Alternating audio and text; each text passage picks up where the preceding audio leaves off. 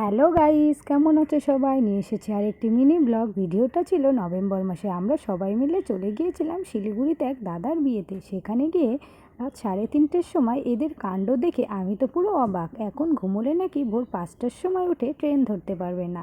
তাই ঠিক করেছে সারা রাত গল্প করেই কাটাবে।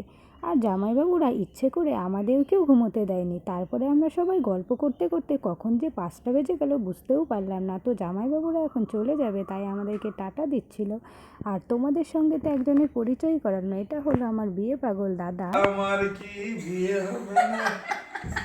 তোমরা কি ভাবছো জামাইবাবুরা চলে গেছে? না না, তাহলে ভুল ভেবেছো। এখনো কিছু মান অভিমান পর্ব ছিল, সেটা শেষ না করে বাড়ি যাওয়া যাবে না। পাশের রুম থেকে দাদার গল্প শুনতে ভালো লাগেনি, তাই চলে এসেছে আমাদের রুমে গল্প করতে। বরের কাণ্ড দেখে বউ তো পুরো অবাক। আর এদিকে জামাইবাবুর কাণ্ড দেখে আমরা কিছুতেই হাসি থামাতে পারছিলাম না। তো তোমরাও দেখো আমার জামাইবাবুর কাণ্ডটা একবার। তা এখানেই শেষ করি আর আজকের মতো টাটা।